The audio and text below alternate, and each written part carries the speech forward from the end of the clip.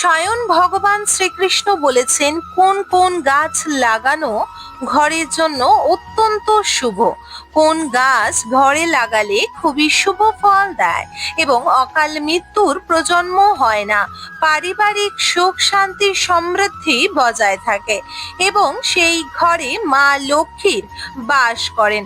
ভক্তবৃন্দ, আপনাদের জানিয়ে রাখি, যারা বিশেষ করে ধনী হন তারা নিজের ঘরে এই গাছগুলি লাগিয়ে থাকেন। তাই আপনাদেরও ঘরে নিজের হাতে এই গাছগুলি লাগান, এতে আপনার জীবনে অলৌকিক ঘটনা ঘটবে। একদিন বিশেষভাবে আপনারা যদি এই কাজগুলি করতে পারেন, অর্থাৎ এই গাছগুলি নিজের গৃহে রোপণ করতে পারেন, মা গৃহলক্ষ্মী আপনার ঘরে সর্বদাই বসবাস করবে। এতে জীবনে অর্থ, কষ্ট, সুখ, শান্তি যে সময় সেটি আপনি দেখবেন এবং অর্থ কষ্ট দূর হয়ে যাবে। এক সময়ের কথা, একবারের এক ঘটনায় একদিন দেবী রুক্মিণী ভগবান শ্রীকৃষ্ণকে বললেন, হে প্রভু, অনুগ্রহ করে আপনি আমার বলুন, মানুষকে কি কি গাছ রোপণ করা উচিত, কোন গাছগুলি বাড়ির সামনে লাগালে বিশেষ ফলদায়ক পাবে এবং কোন গাছ বাড়ির সামনে লাগানো উচিত যাতে দারিদ্রতা দূর হয় এবং বিশেষ করে শত্রু, রোগ, ভয়, ভূত প্রেতের মতো বিপদ বাঁচতে মানুষ কোন গাছ বাড়িতে লাগাবে, বাড়ির সামনে কোন কোন গাছগুলি লাগানো উচিত। ভগবান শ্রীকৃষ্ণ হেসে বললেন, হে দেবী রুক্মিণী, তুমি আজ সমগ্র মানব জাতির কল্যাণের উদ্দেশ্যে অত্যন্ত গুরুত্বপূর্ণ প্রশ্ন করেছ। এই জগতের বৃক্ষের অপার শক্তি, এর অপরিসীম অনেক, এই গাছ সর্বদা পূজনীয়। বলা হয় কিছু কিছু এমন গাছ রয়েছে যার মধ্যে স্বয়ং আমি নিবাস করি এবং এমন কিছু গাছ রয়েছে যা সর্বদা পূজনীয়। কিন্তু তুমি বিশেষ করে যথার্থই প্রশ্ন করেছো যে বাড়ির সামনে বিশেষ গাছ লাগানো অত্যন্ত শুভ ফল প্রদান করে। গাছ শুধু বাড়ির সৌন্দর্য বৃদ্ধি করে না, বরং পরিবেশকে সুন্দর, সুস্থ ও শুদ্ধ রাখতে সাহায্য করে। গাছপালা যা মানুষের জীবনের জন্য অত্যন্ত প্রয়োজন। গাছ পরিবেশ থেকে নেতিবাচক শক্তি কমিয়ে ইতিবাচক শক্তিকে নিয়ে আসে এবং বাড়ির সামনে গাছ লাগালে সুখ সমৃদ্ধি আসে। পাশাপাশি এই গাছগুলি অনেক অনেক ধরনের হয়, সাথে বাস্তু দোষ দূর করে দেয়। বাড়ির আশেপাশে এই গাছ লাগালে দারিদ্রতাও দূর হয়। এইসব গাছে দেবতাদের মতো অনেক দেব দেবীরও বাস রয়েছে। বলা হয় ঘরে রোপণ করে এবং ঘরকে রক্ষা করে। ভক্তগণ, ভগবান শ্রীকৃষ্ণ বলেছেন বাড়ির পাশে কি কি গাছ লাগানো উচিত ও কোন কোন গাছ লাগানো একদমই উচিত না। তা বলা আগেই আমি আপনাকে একটি ছোট্ট ও প্রাচীন ও পুরনো কাহিনী জানাবো। এক কাহিনীতেই জানা গিয়েছে, যা অনেক পৌরাণিক কথায় ও প্রাচীন এক কাহিনী। এক সময় বিশেষ এক ব্যক্তি ছিলেন। বলা হয় যে এই কাহিনীটি রুক্মিণীকে শুনিয়েছিলেন শ্রীকৃষ্ণ। শ্রীকৃষ্ণ বলেছিলেন, এই কাহিনী থেকেই তুমি বুঝতে পারবে কোন গাছ বাড়ির আশেপাশে লাগানো শুভ হয় এবং কোন গাছ বাড়ির আশেপাশে লাগালে দুঃখ, দারিদ্রতা ডেকে আনে। হে দেবী রূপিণী, তুমি মন দিয়ে এই কাহিনী শোনো। যে কোনো মানুষ এই কাহিনী স্মরণ ও শ্রবণ করিবে, তার শত শত পাপ নাশ হয়, দারিদ্রতা দূর হয়। তখন দেবী রূপিণী বললেন, হে প্রভু, আমি মনোযোগ সহকারে এই কাহিনী শ্রবণ করিব, ভালোভাবে শুনবো এই কাহিনী। অনুগ্রহ করে আপনি আমাকে কাহিনীটি বলুন। ভগবান শ্রীকৃষ্ণ বললেন, হে দেবী, এটি অত্যন্ত এক প্রাচীন কথা, বিশেষ করে অতীতের কথা। একটি অত্যন্ত সুন্দর নগরী ছিল, যেই নগরীতে গোপাল নামে একটি ব্যক্তি তার স্ত্রী সুমিত্রার সাথে বসবাস করত। গোপাল ভগবান বিষ্ণুর ভক্ত ছিল এবং প্রতিদিন নিয়ম করে ভগবান বিষ্ণুর পূজা করতেন। গোপালের স্ত্রী সুমিত্রাও সংসারের কাজকর্মে পারদর্শী ছিলেন। ঘরে ধন সম্পদের কোনো কমি ছিল না। ভগবানের কৃপায় তার প্রয়োজনীয় সবকিছুই তার কাছে ছিল। তাই একভাবেই বহুদিন কেটে গেল। একদিন গোপালের স্ত্রী তাদের বাড়ির আঙিনায় কিছু গাছ নিয়ে এসে রোপণ করলো এবং প্রত্যেক দিন গাছগুলোতে জল দিত, সেবা করতে লাগলো। তবে সুমিত্রার গাছ রোপণের ব্যাপারে তেমন কোনো জ্ঞান ছিল না। সেই বিশেষ বিশেষ এমন কিছু গাছ লাগিয়ে ফেলেছিল যার কোনো বিশেষ তাৎপর্যই ছিল না। সেটি ছিল অতি ভয়ঙ্করী। যেসব গাছ তার ভালো লেগেছিল সেই গাছগুলিকেই রোপণ করেছিল সে। দুর্ভাগ্যবশত যে গাছগুলো রোপণ করেছিল সেই গাছগুলো ছিল অতি অশুভ। ফলে গোপালের ব্যবসা বিশাল ক্ষতির মুখে পড়তে হলো। তাদের বাড়ির প্রতিদিন অশান্তি হতে লাগলো। স্বামী স্ত্রীর মধ্যে বারবার ঝগড়া শুরু হলো। তাদের জীবনে একের পর এক সমস্যা আসতে লাগলো। সর্ব সমস্যা দূর তো হওয়ার কথা নয়, উল্টে সর্বদাই সমস্যা লেগেই থাকলো। বিশেষ করে ধন সম্পদ সব গেল নষ্ট হয়ে। এমনকি চাল ডাল কেনার মতো টাকা ছিল না তাদের কাছে। বৈকুণ্ঠ থেকে দেবী লক্ষ্মী ও নারায়ণ তাদের এই দুর্দশা দেখতে লাগলো। তখন দেবী লক্ষ্মী বললেন, হে প্রভু, আপনি আপনার ভক্তদের সাহায্য করিবেন না? নারায়ণ বললেন, হ্যাঁ, আমি তো আমার ভক্তদের পরীক্ষা আগে নেব, তারপরই সাহায্য করব। নারায়ণ বললেন, আমি সাধু রূপে যাব ধরতিতে এবং সেখানে গিয়ে তাদের পরীক্ষা নেব এবং তারা যদি পরীক্ষায় সম্পূর্ণ পাশ করতে পারল তাহলেই আমি তাদের সাহায্য করিব। এই বলে নারায়ণ সাধুরূপ ধারণ করলো। তারপরে গিয়ে দাঁড়ালো গোপালদের বাড়ির সামনে এবং তাদেরকে জানালো, তীর্থযাত্রায় বেরিয়েছি আমি, একটু বিশ্রাম ও খাদ্যেরও খুবই প্রয়োজন। আমি অনেক দিন ধরে ক্ষুধার্ত এবং আমি কিছু খেতেও চাই। এই শুনে এবং বিশেষ করে বলল, আমাকে একটু সাহায্য করতে পারবে?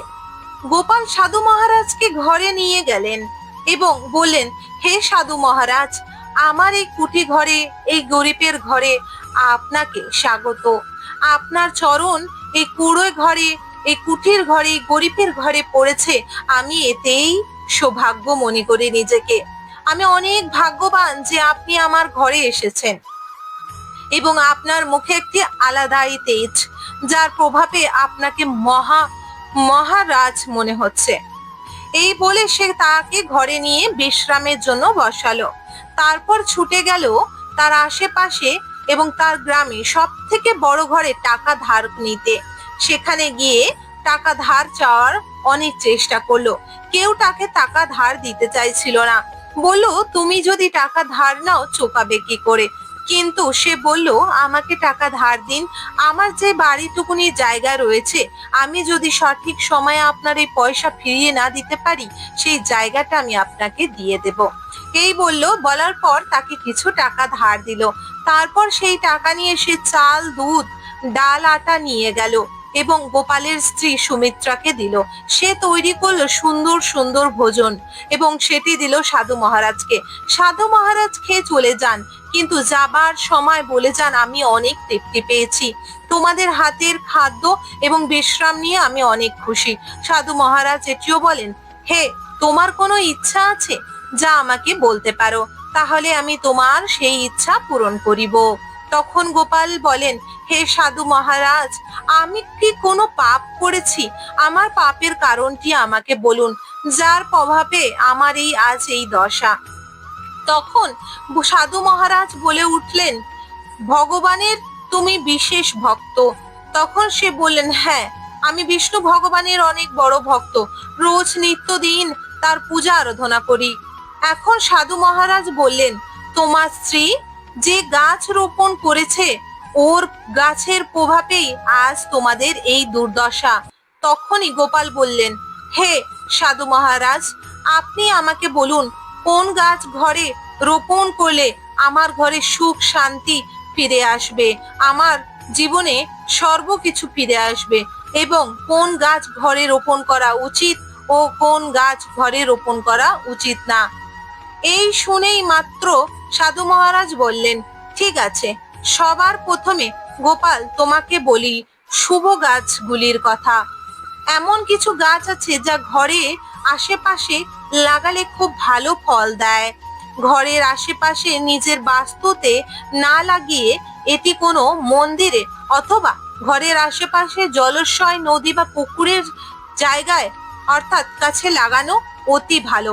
সেটি হলো পিপল গাছ। পিপল গাছ অর্থাৎ পিপল গাছ মানে অশ্বত্থ গাছ। অশ্বত্থ গাছ খুবই ভালো গাছ হিসেবে মান্য করা হয়। বলা হয়, অশ্বত্থ গাছের পাতা যদি নদীর জলে বা জলাশয়ে এসে পড়ে, তা পিণ্ডর মতো বা পিণ্ডদানের মতো পুণ্যর কাজ করে। এতে পূর্বপুরুষের পিতৃদান দোষ দূর করে এবং এতে যে ব্যক্তি নদীতে, বিশেষভাবে নদীর আশেপাশে বা জলাশয়ের জায়গায় গাছ লাগায়, যতবার এই গাছের পাতা ছিঁড়ে সেই নদীর জলে বা পুকুরের জলে পড়বে, তা পিতৃপুরুষদের পিণ্ডদানের মতো সৌভাগ্য আসবে। এর ফলে আপনার বিশেষভাবে যে পিতৃপুরুষের যা দোষ লেগে রয়েছে, তাই দোষ কাটবে। সাথে পিতৃদোষ যেমন কাটবে, তেমন যে ব্যক্তি নদীর জলে স্নান করে পিপল গাছ স্পর্শ করে প্রার্থনা করবে, তার সকল পাপ দূর হবে, সে লক্ষ্মীর শ্রী হবে, তার জীবনে মা লক্ষ্মীর অশেষ কৃপা আরাধনা থাকবে। সাথে যে পিপল গাছের বা অশ্বত্থ গাছের আশেপাশে প্রদক্ষিণ অর্থাৎ অশ্বত্থ গাছের যে প্রদক্ষিণ করতে পারবে, তার আয়ু বৃদ্ধি বাড়বে। পিপল গাছের মূল অংশে শ্রী বিষ্ণু, গাছে শিবজি এবং শীর্ষে ব্রহ্মাজি বসবাস করে। এবং অমাবস্যাতে পিপল গাছ প্রার্থনা করে সেই গাছের গোড়ায় বসে যদি একটি ঘিয়ের প্রদীপ ও মিষ্টির জল অর্থাৎ জলের ঘটের মধ্যে সামান্য গুড় বা চিনি ফেলে মিষ্টির জল দেয় এবং একটি ঘিয়ের প্রদীপ জ্বালিয়ে নমস্কার করে, ধূপ দ্বীপ জ্বালিয়ে, তার 1000 গো দান করার মতো সমতুল্য এই জগতে সে আশীর্বাদ পায়। এবং পিপল গাছ এমন এক বৃক্ষ যা স্বয়ং হরি বিষ্ণু বলেছেন যে পিপল গাছের রূপে পৃথিবীর লোকে আমি বাস করি। অশ্বত্থ গাছে আঘাত করা কোনোদিনও উচিত না এবং অশ্বত্থ গাছের ডাল ভাঙা কোনোদিনও উচিত না। এতে মহা পাপ হয় এবং সেই মানুষ মৃত্যুর পরে নরকে বাস করে। হে বৈষ্ণব, আমি তোমাকে দ্বিতীয় গাছের কথা বলি, আমলকি গাছ। হ্যাঁ, বিশেষ করে বলা হয়, আমলকি গাছ যদি বিশেষভাবে ঘরে রোপণ করা হয়, তাহলে সর্বপাপ দূর হয়। এবং আমলকি গাছ এমন এক গাছ যা লাগালে জীবন থেকে দুঃখ, কষ্ট, দারিদ্রতা দূর হয়। নারী ও পুরুষ জন্মচক্র থেকে মুক্তি পায়।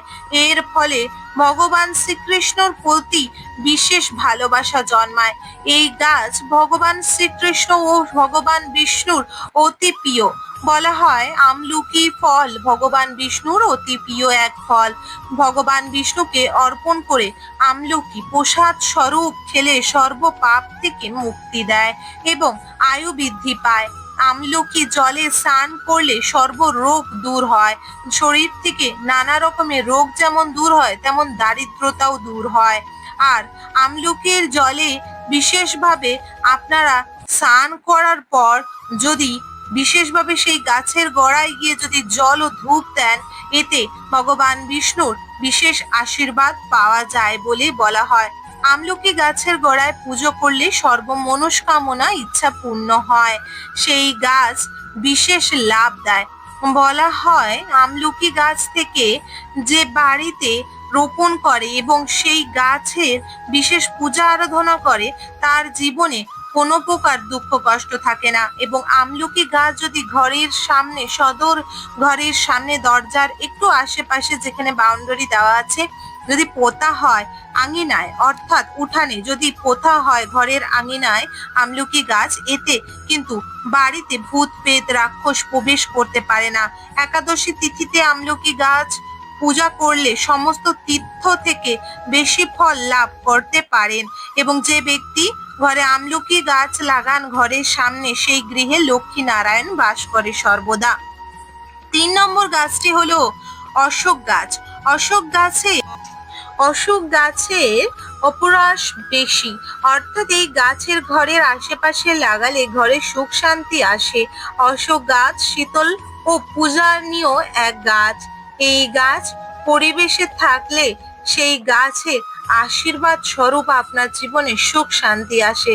শিক্ষণ ও দেবু বিশেষ করে বলা হয় লক্ষ্মী সীতারূপে যখন অবতার নিয়েছিলেন, তখন রাবণ কঠোর অপহরণের পর তিনি অশোক বাটিকাতেই বাস করেছিলেন। অশোক গাছ বিশেষ করে মা সীতার তখন অনেক সেবা করেছিলেন। তাই মা সীতা অশোক গাছকে আশীর্বাদ প্রদান দিয়েছেন, যে স্থানে এই গাছ থাকবে সেই স্থানে আমি সর্বদাই বাস করতে থাকব এবং সেই স্থানে সর্বদা সুখ শান্তি বিরাজমান করবে, এই বলে অশোক গাছকে আশীর্বাদ প্রদান করেছিল। তাই বন্ধুরা, ঘরের আশেপাশে আপনারা যদি কোনো জায়গা থাকে, অবশ্যই অশোক গাছ রোপণ করতে পারেন। এটি খুবই ভালো গাছ বলে মান্য করা হয়। এছাড়া পাট গাছ খুবই ভালো। বলা হয় পাট গাছ লাগালে যজ্ঞ করার মতো আশীর্বাদ পাওয়া যায়। তাছাড়া নিম গাছও খুবই ভালো, যা জীবন প্রদান দেয়। এটি বাড়ির আশেপাশে লাগালে হাওয়া বাতাসে খুব সুন্দর মুক্ত করে দেয় এবং আশেপাশের রোগ শোক থেকে দূর করে। সাথে তুলসী গাছ প্রত্যেকটি বাড়ির সদর দরজার সামনে, বিশেষ করে পূর্ব উত্তর জায়গায় আপনারা লাগাতে পারেন এবং এতে ঘরে সুখ শান্তি সমৃদ্ধি বসবাস হবে। মা লক্ষ্মী নারায়ণ সর্বদা ওই গৃহে থাকবে। কোনো প্রকার নেগেটিভিটি, দুঃখ কষ্ট, জ্বালা যন্ত্রণা প্রবেশ করতে পারবে না, বাস্তু দোষ থাকবে না। সাথে বলা হয়েছে যে নারকেল গাছ অতি ভালো। সাথে মোগরা ফুল, অপরাজিতা ও লাল জবা গাছ লাগানো খুবই ভালো। সাথে কলা গাছ ও শিউলি গাছ, পলাশ গাছ লাগানো উচিত। এবং বিশেষ করে যেসব গাছ উচিত নয় লাগানো, তার মধ্যে হলো মরুভূমিতে যেসব গাছ হয়, কাঁটাযুক্ত গাছ, শুকনো জাতীয় গাছ লাগানো উচিত নয়। কাঁটাযুক্ত কোনো গাছই ঘরেতে লাগানো উচিত নয়। তাল গাছ ঘরের আশেপাশেও থাকা উচিত নয়, এতে ঘরের সংসারের নাশ হয়। সাথে বাবলা গাছ এবং বকুল গাছ, কুল গাছ, কাঁটাযুক্ত কোনো গাছই লাগাবেন না। চেষ্টা করুন ঘরে সর্বদা শুভ গাছ লাগানো। ঘরে বেল গাছ লাগানো অতি উত্তম। এবং ঘরে শিউলি গাছ, যা বলা হয় সমুদ্র মন্থনের সময় এই শিউলি বিশেষ করে মা লক্ষ্মীর সাথে উঠে এসেছিল এবং এই গাছ লাগালে ঘরে মা লক্ষ্মী বসবাস হয়।